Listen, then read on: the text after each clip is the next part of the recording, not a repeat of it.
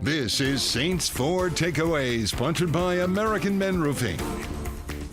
If you have to play a football game in sub-zero wind chills, you'd certainly rather be the team doing that than the team doing that. Christmas Eve was awesome. It was fun to watch on TV. But Christmas night, the Saints did not get any help from the Arizona Cardinals. They blew a 10-point fourth-quarter lead. The Tampa Bay Buccaneers rallied to win in overtime. So here's the NFC South right now at 5-10. The Falcons are out of the postseason conversation, and these are the updated divisional odds from Football Outsiders. The Saints still have a 4% chance to win the division, and believe it or not, the Saints are still actually alive for the last wild card spot, but their chances are less than 0.5%. Basically, the Saints would need to win out and then get a whole lot of help, but it's not over yet. Maybe the single best performance in Cleveland came from fourth-year defensive end Carl Granderson. Granderson played his college ball at Wyoming,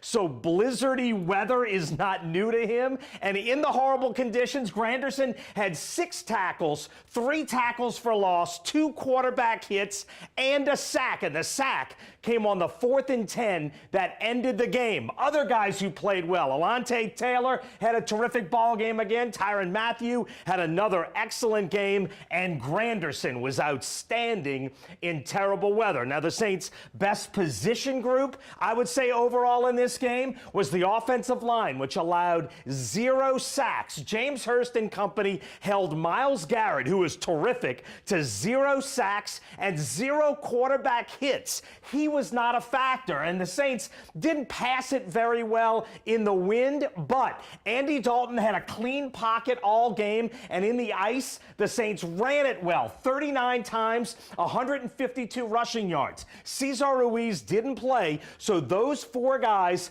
played every snap of this game, and then when Andres Pete went down, Josh Andrews came in, and Trevor Penning got a bunch of snaps again as a 6th offensive lineman. The point is, these guys did exceptional work in difficult conditions, and especially in the second half, they controlled this game. At number 2, simply put, the Saints had a better plan in the ice than the Browns did, and I think this picture says it all right there. They played on ice, and you would think that the Cleveland team would understand how to play in this kind of weather better than the New Orleans team. As it turns out, they did not. The Browns continually tried to throw the ball downfield. Deshaun Watson threw the ball 31 times in the ice and the wind, and here's a shocker. His numbers were terrible. 47 is the worst quarterback rating in one game in his NFL career. The Saints, meanwhile, threw half as many passes,